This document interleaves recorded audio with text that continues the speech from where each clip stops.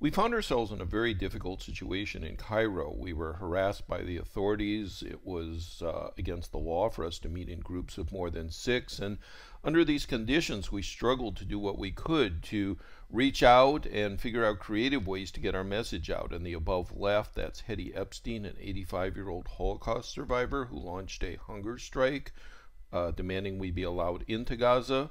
Below right, a protest of French delegates at the French embassy. They camped out in front of it for 3 days. But we were in a very difficult situation and really struggling over what to do to persevere with our message and beginning, by the way, to make an impact in Egyptian society and throughout the Middle East to a great extent. And at that point, the Egyptian government offered a deal to the organizers of the event, Code Pink, that they would allow 100 people to go to Gaza as a humanitarian mission. And in the course of a series of all-night meetings and debates, the Gaza Freedom March overwhelmingly rejected this offer. In the face of arguments that this is the best we could do, that we have to think of future humanitarian missions, that change doesn't come all at once. People felt it was important to stick to our mission and have a powerful protest march, not just a token humanitarian thing. I remember a very powerful argument made by a woman who said, look, I've done the NGO thing. I've put Band-Aids on cancer. This is supposed to be the Gaza Freedom March.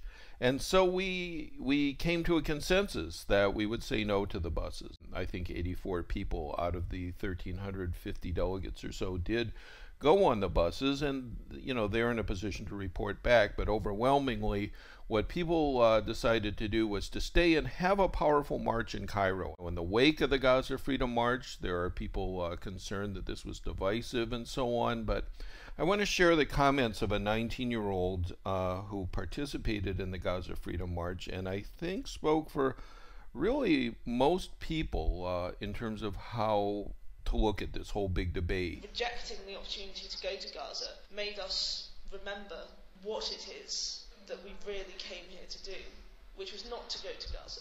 That was a means to an end. So after that, we were just completely refocused, re-energized, and it was like, right, let's do some protesting. And we moved from doing kind of what I felt to be half-hearted demos where we kind of stood around, waved the placards feebly, and got summarily ignored by all involved, to a demonstration where we were occupying the main road in Cairo, and that is a fantastic achievement, in a police state. So here we are initiating the Gaza Freedom March in the middle of downtown Cairo, outside the Egyptian Museum, the jewel of Cairo, a very important museum and tourist center. In the upper right, you see there was a call for 10 people who were going to go out into the middle of one of Cairo's busiest intersections and stop traffic and put up their signs no matter what, and there they are going into the intersection. The larger picture is 5 minutes or so into the demonstration. We did catch the Egyptian security forces a little more by surprise than usual, but they were there.